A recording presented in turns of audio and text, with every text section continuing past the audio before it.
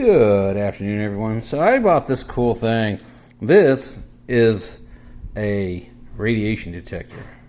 Cool little nuclear radiation detector. And it registers in CPMs. So obviously you got to have some relation as to what we're talking about here. So you got CPMs here. It's like a card of less than 100. That's 0.065. I believe that's microsieverts. And then I don't remember what the MRH is, but the 0.065 to 6.5. Very high, you should leave the immediate area ASAP. But anything between the 0.65 and 6.5, I'm not going to worry about, because this thing is potentially radioactive, but it's only radioactive immediately on it. As long as you're not licking the lens or grinding it into dust and breathing it in, the radiation is limited to this immediate area. And provided you don't sleep with your lenses under your pillow, you should be just fine. So this is the Jena, and it's called the Jena Pancolar 1.8 50 millimeter lens, and it is known to be, and you can see that slight yellow tint to it. That is thorium in the glass, and it is in fact radioactive. So I'm going to turn on my radiation detector here, the GMC 300. And I should be doing a count of around background radiation, somewhere around 1 to 3. And you'll see that it's ticking a little bit here and there. But watch me, when I put it over the lens, it's going to start picking up here.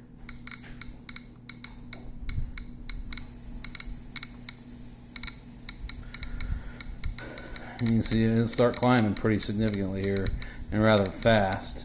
But it's going to climb up to around, I want to say probably 300-400. But it won't go beyond that. It'll hang around 300 or 400 CPM. It got as high as 500 CPM when I first tested it, but it doesn't go any higher than that. And the times that I've retested it, it usually hangs around 340 to 405. So you can see it is in fact radioactive. And the fun fact behind this lens is that these lens makers believe that adding thorium would help with chromatic aberrations, color rendering, and just a whole host of other factors with light and color on these old camera lenses. And I've noticed that it does look crisper, it does look nice, it produces a really nice image. You get a different image than you would from modern lenses. Now, that being said, is it worth the risk of having a radioactive lens in your presence? I mean, that's to each person's risk level. Personally, knowing what I know about radiation and knowing what I know about this particular type of radiation that comes off of a thorium lens, I'm not completely worried about it. I'm not going to sleep with this thing under my pillow or shatter the glass and start breathing it in.